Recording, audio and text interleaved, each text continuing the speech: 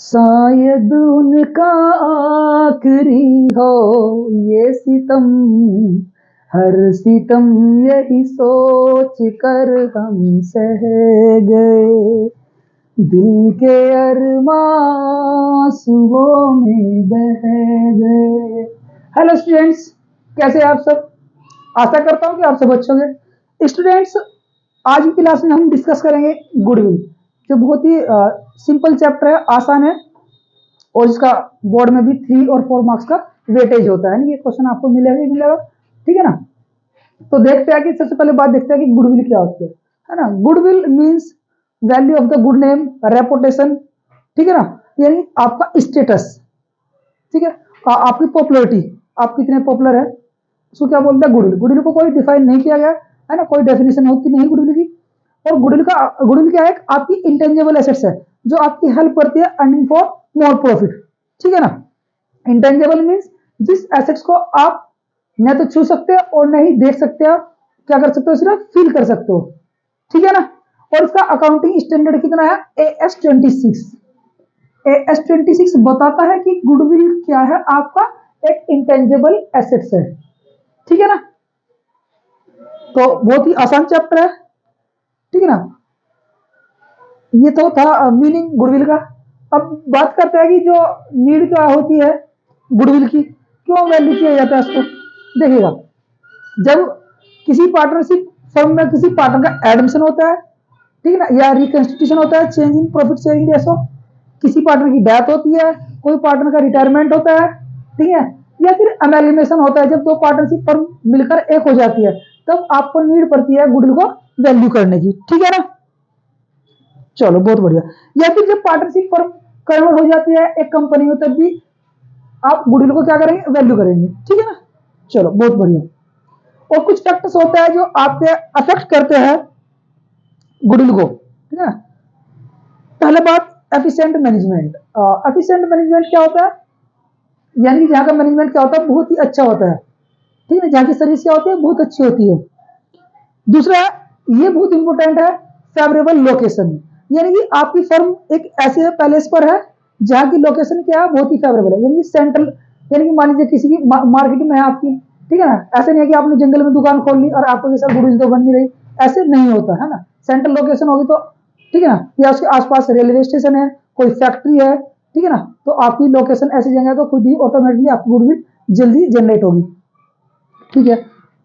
कुछ पॉइंट होता है फेवरेबल कॉन्ट्रैक्ट्स, यानी कि आपका जो कॉन्ट्रैक्ट है क्या है, फेवरेबल है, अच्छे लोगों से है, तो आपकी गुडविल बनने में जल्दी हेल्प होगी, है ना, आपकी गुडविल जल्दी बन जाएगी, ठीक है।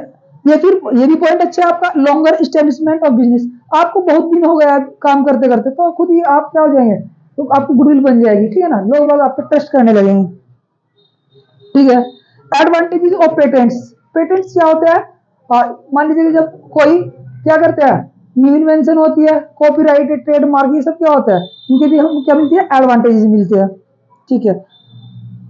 क्वालिटी की बात कर लेते हैं, जब आप गुड क्वालिटी प्रोवाइड कराते हैं तो आपकी क्या होती है, गुडविल बनेगी, ठीक है ना, आप पॉपुलर हो जाएंगे, फेमस हो जाएंगे लोग बाग, ठीक है ना, आपसे सामान लेंगे। मार्केट सिचुएशन भी डिपेंड करती है कि मार्केट की सिचुएशन कैसी है, ठीक है।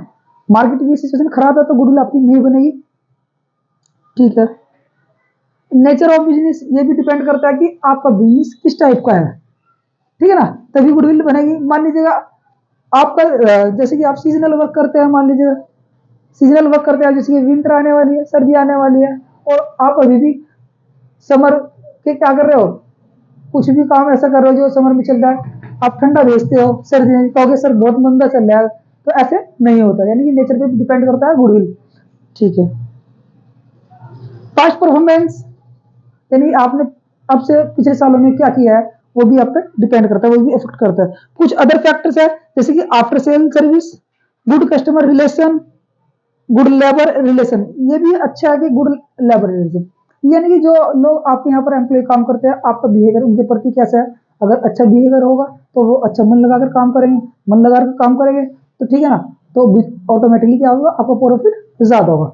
अगर टाइप्स ऑफ गुडविल की बात करते हैं तो 2 तरह का गुडविल होता है, एक तो होता है आपका सेल्फ जनरेटेड गुडविल, क्या होता है, सेल्फ जनरेटेड गुडविल, और एक होता है आपका परचेज गुडविल। क्या होता है? Purchase goodwill. Self generated goodwill वो गुडविल होती है जिसको आप अपनी मेहनत से खुद बनाते हैं, हार्ड वर्किंग करके, ठीक है ना। और परचेज गुडविल कौन सी होती है? जिसको हम खरीदते हैं, जिसके लिए हम क्या करते हैं? पे करते हैं, ठीक है ना। तो आपको एक बात और ध्यान रखनी, जो आपकी सेल्फ जनरेटेड गुडविल होगी, चाहे ये आपकी 1 रुपये की हो चाहे आपकी 1 लाख रुपए की हो, आज इसको अपने बुक्स ऑफ अकाउंट्स में रिकॉर्ड नहीं करेंगे, है ना। ये अकाउंटिंग स्टैंडर्ड 26 ने कहा है। परचेज गुडविल को क्या करता है? हम अकाउंट्स ऑफ रिकॉर्ड में मेंटेन करते हैं ना, या लिखते हैं, ठीक है जी। चलो बहुत बढ़िया। अब मेथड देखते हैं कितने टाइप से गुडविल को कैलकुलेट किया जा सकता है ना। आपकी बुक के हिसाब से हम आपको बता रहे हैं, सिर्फ मतलब एनईटी मेथड भी होता है जो आपने भी नहीं पढ़ा होगा, क्योंकि 12th के बेस पर हम आपको बता रहे हैं कि कौन कौन सा होता है। तो एवरेज प्रॉफिट मेथड होता है, सुपर प्रॉफिट मेथड होता है, और कैपिटलाइजेशन मेथड होता है। वैसे एक एन्युटी मेथड भी होता है जो आपके सिलेबस में नहीं है, तो आपको तो बस क्या करना है, 3 मेथड पढ़ने, simple average method, super profit method and capitalization method, ठीक है। सिंपल मेथड बोले या एवरेज प्रॉफिट मेथड बोले, इसमें गुडविल को कैसे कैलकुलेट करते हैं? गुडविल इक्वल टू होता है किसके? Average profit into number of year purchase. Average की बात करते हैं कि एवरेज कैसे कैलकुलेट करेंगे। मान लीजिए जितना भी साल आपको गिवन होगा, प्रॉफिट होगा या लॉस होगा, सबको उनको ऐड करेंगे, अगर लॉस है तो लेस करेंगे, और जितना नंबर ऑफ ईयर होगा उससे क्या कर देंगे? डिवाइड कर देंगे। लाइक मान लीजिए फर्स्ट ईयर आपको प्रॉफिट गिवन है 20,000 का, सेकंड ईयर प्रॉफिट गिवन है आपको 40,000 का, थर्ड ईयर आपको कितना का है? 30,000 का, ठीक है जी। आपको इसका एवरेज निकालना है, ठीक है ना। तो इसको ये क्या करेंगे, आप जितने भी ये प्रॉफिट है इसको क्या करेंगे? ऐड करेंगे। तो कितना हुआ? 4 और 2 6 3 9, 90,000 कितना हुआ? और कितने ईयर का है? 1 2 3, 3 ईयर्स का है, तो 3 से आप इसको क्या करते हैं? डिवाइड लगा दें, 3 3 से 9। इसका मतलब कि एवरेज, यानी कि जो आपने 11th क्लास में पढ़ा था मीन, एवरेज का मतलब क्या होता है? मीन होता है। तो ये कहते हैं देखो, अगर रेगुलर आप बात करें तो आपको 30,000 रुपए का प्रॉफिट हुआ, देखो टोटल प्रॉफिट 90,000 था, तो पहले साल मान लो 30 का हुआ, दूसरे साल भी 30 का हुआ, और तीसरे साल भी 30 का हुआ, तो यानी कि ये क्या होता है? आपका एवरेज प्रॉफिट आ गया। इसकी मल्टीप्लाई आप लगाएंगे किससे? Number of year purchase. बात करते हैं कि नंबर ऑफ ईयर परचेज क्या होता है, यानी कि ये क्या होती है? पास्ट परफॉर्मेंस से आपकी क्या होती है? एक्सपेक्टेशन होती है कि आने वाले समय तक कि आप इतना प्रॉफिट तो अर्न कर ही लेंगे, है ना, पास्ट परफॉर्मेंस से। ये होता है आपका नंबर ऑफ ईयर परचेज। ये क्वेश्चन में आपको गिवन होगा, मान लीजिए इसी एग्जांपल में देखते हैं, नंबर ऑफ ईयर 2 है तो इसकी 2 से मल्टीप्लाई लगा दें, कितना हो जाएगा गुडविल? 60,000 हो जाएगी। कितनी हो जाएगी? 60,000। एक इसी के अंदर आता है आपका weightage average method. Weightage average, weightage में क्या करते हैं आप? इसको प्रिफरेंस देते हैं, ठीक है। क्वेश्चन में आपको कहेगा कि प्रिफरेंस दो 1 2 3, यानी कि क्या करेंगे? बस 1 2 3 इसी में देख लेते हैं। इसकी मल्टीप्लाई पहले 1 से करेंगे, इसी की 2 से करेंगे, इसकी 3 से करेंगे। अब 3 और 3 6 से डिवाइड करेंगे, ना कि 3 से, और जो भी मल्टीप्लाई करके आएगा उसको डिवाइड करेंगे 6 से, तो वहां पर क्या आ जाएगा? आपका वेटेज एवरेज आ जाएगा। सुपर प्रॉफिट मेथड की बात करते हैं तो सुपर प्रॉफिट, है ना। सुपर प्रॉफिट मेथड क्या होता है? जो एवरेज से ऊपर होता है। सुपर मतलब होता है कि अगर मार्केट में सब लोग किसी मान लीजिए यही प्रोडक्ट है, इस पेन को लाते हैं 10 रुपए में और 12 रुपए में बेचते हैं सब, ये चाहे दुकानदार को कोई नया हो, बिजनेस में नया हो या पुराना हो, तो क्या होता है? आपका नॉर्मल प्रॉफिट होता है। क्या होता है? नॉर्मल प्रॉफिट लाता है, 10 के लाते हैं 12 का बेचते हैं। लेकिन एक दुकानदार है, एक बिजनेसमैन है, 10 रुपए का लाता है और 15 रुपए का बेचता है, तो यानी कि अगर वो और मार्केट की अपेक्षा क्या कर रहा है? ज्यादा प्रॉफिट अर्न कर रहा है। कितना? 3 रुपए का, ठीक है ना। सब 12 का बेचते हैं, हम 15 का बेच रहे हैं, तो 3 रुपए का ज्यादा प्रॉफिट है, उसी को क्या बोलते हैं? सुपर प्रॉफिट, ठीक है जी। सुपर प्रॉफिट से गुडविल का फॉर्मूला क्या होता है? Super profit into number of year purchase. और सुपर प्रॉफिट कैसे कैलकुलेट करते हैं? एवरेज प्रॉफिट, एवरेज प्रॉफिट बोले या एक्चुअल प्रॉफिट बोले, कि आपने एक्चुअल में कितना प्रॉफिट अर्न किया और नॉर्मल रेट कितना था, नॉर्मल प्रॉफिट, है ना। नॉर्मल प्रॉफिट कितना था? नॉर्मल प्रॉफिट मतलब ये चाहे दुकानदार आपका कोई नया हो चाहे पुराना हो, सब इतना प्रॉफिट अर्न करे, क्या बोलते हैं? नॉर्मल प्रॉफिट, ठीक है। ठीक है, थर्ड बात करते हैं कैपिटलाइजेशन। अच्छा, नॉर्मल प्रॉफिट कैसे कैलकुलेट करेंगे? Capital employed into NRR. NRR आपका क्या है? Normal rate of return. अभी जो आपको बताया नॉर्मल रेट ऑफ रिटर्न का मतलब है कि आप चाहे दुकानदार नए हैं या पुराने हैं, आपको इतना प्रॉफिट तो होगा ही होगा, है ना, अगर आप ईमानदार से काम करेंगे। ऐसा नहीं है कि लॉस भी हो सकता है। तो कैपिटल एम्प्लॉयड बराबर क्या होता है? कैपिटल एम्प्लॉयड बराबर होता है ये जी अपना पैसा प्लस का लॉन्ग टर्म बोरिंग। अपना पैसा यानी कि इसको बोल सकते हैं, अगर कंपनी की कंडीशन बोले तो शेयर होल्डर फंड प्लस क्या? Long term borrowing, long term borrowing, ठीक है ना। इसको क्या बोलते हैं? कैपिटल एम्प्लॉयड, ठीक है ना। या इसके यहाँ पर क्या बोलते हैं इसको? कैपिटल बोल रहे हैं। क्या बोल रहे हैं? कैपिटल, ठीक है। जो रेट देकर के आपसे कर देंगे। तीसरा था आपका कैपिटलाइजेशन मेथड। कैपिटलाइजेशन आपका दो तरह का होता है, एक एवरेज होता है, एक दूसरा क्या होता है? नॉर्मल होता है। एवरेज प्रॉफिट मेथड से क्या होगा कि गुडविल इक्वल टू क्या होगा? कैपिटलाइज वैल्यू माइनस के नेट एसेट्स, कहे या आप कहे कैपिटल एम्प्लॉयड, बात एक होती है, ठीक है। अब बात करते हैं जी कैपिटलाइज वैल्यू कैसे कैलकुलेट करते हैं। कैपिटलाइज वैल्यू का मतलब क्या होता है कि कितने रुपए लगाने चाहिए थे बिजनेस में, कितने लगाने चाहिए थे आपको बिजनेस में, और कितना आपको प्रॉफिट। तो एवरेज प्रॉफिट इंटू 100 अपॉन के NRR, यहाँ से आपको क्या जाएगा? कैपिटलाइज वैल्यू निकल जाएगी। अब बात करते हैं कि सुपर प्रॉफिट इंटू 100 अपॉन के NRR, ठीक है। यहाँ पर तो आपको कोई प्रॉब्लम नहीं आएगा, ठीक है। ये एडजस्टमेंट हम आपको बता रहे हैं बेसिकली, जो एडजस्टमेंट आपकी बुक में कोशिश किया कि हमने सभी यहाँ पर लिखी हो, ठीक है। और अगर आप ये एडजस्टमेंट समझे तो आपका क्वेश्चन आसानी से हो जाएगा, ठीक है। ठीक है ना। एडजस्टमेंट है, कुछ चीजें आप क्या करेंगे नॉर्मल प्रॉफिट बनाने के लिए उनमें ऐड या लेस करेंगे, ठीक है ना। सबसे पहले हम इधर से बताते हैं एबनॉर्मल लॉस। एबनॉर्मल लॉस को क्या करेंगे? आप ऐड करेंगे। सर एबनॉर्मल लॉस होता क्या है? वो लॉसेस जिसकी आप एक्सेप्टेशन नहीं करते, अचानक हो सकते हैं, जैसे भूकंप आ गया, बाढ़ आ गई, लॉस बाई थेफ्ट या फायर, चोरी होगी, आग लग गई, ये क्या होता है? एक्सेप्शनल केस होते हैं। तो इसमें प्रॉफिट में क्या करेंगे? इसको आप ऐड करेंगे जो इसी ईयर का प्रॉफिट होगा, ठीक है।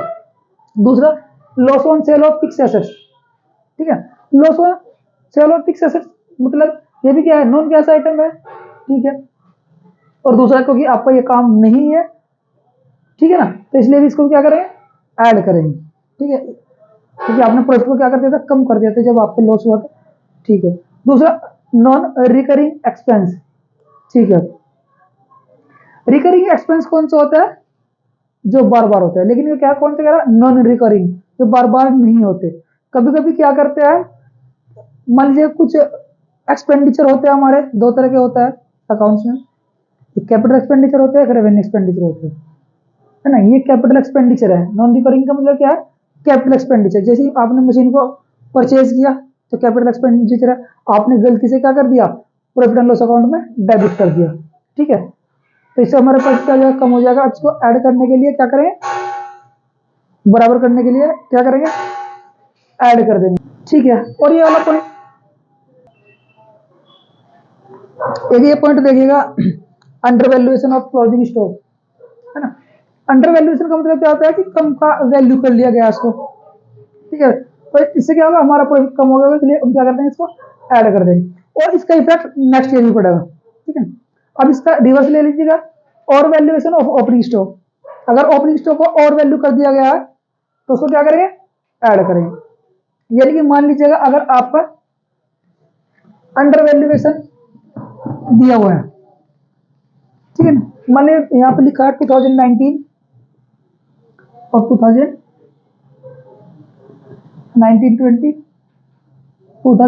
एंड 21, ठीक है। यहाँ पर मान लीजिएगा 1 लाख रुपए लिखा हुआ है और क्वेश्चन कहता है कि 10,000 से स्टॉक क्या है? अंडर वैल्यू है। अंडर है तो आप क्या करेंगे? इसको ऐड कर देंगे यहाँ पर इस ईयर में, और नेक्स्ट ईयर में क्या करेंगे? इसी वैल्यू को माइनस करेंगे, तो इसके दो इफेक्ट पड़ते हैं। अभी बस आपको इतना देखना है, अगर आपने 11th क्लास में ट्रेडिंग अकाउंट बनाया तो उसको एक बार बना के दे लेना, वहां से पता चल जाएगा कि ऐड क्यों किया है, लेस क्यों करता है, ठीक है ना। ठीक है, अब इसका उल्टा जाइएगा, loss on sale of fix asset को हमने क्या किया था? ऐड किया था। इसका उल्टा gain of sale of fix asset को क्या करेंगे? माइनस करेंगे, ठीक है। Over valuation of closing stock को क्या करेंगे? पहले माइनस करेंगे, नेक्स्ट ईयर क्या करेंगे? उसको प्लस करेंगे, ठीक है ना। इसका उल्टा under valuation of opening stock को क्या करेंगे? माइनस करेंगे, नेक्स्ट ईयर प्लस करेंगे। बस आपको ये याद रखना, पहला वाला दूसरा वाला खुद हो जाएगा। Non recurring income, non recurring income कौन सी होगी? जो इनकम कभी कभी होती है, जैसे कि आपने कहा सर नॉन रिकरिंग एक्सपेंसेस कौन से होते थे? जो एक्सपेंस कभी कभी होते थे। अब नॉन रिकरिंग इनकम क्या होगी, जो कभी कभी होती है, जैसे मान लीजिए आपने एसेट को खरीदा था, नॉन रिकरिंग एक्सपेंसेस थे, अब एसेट को आपने बेच दिया तो क्या बन गई, आपकी इनकम बन गई। ठीक है।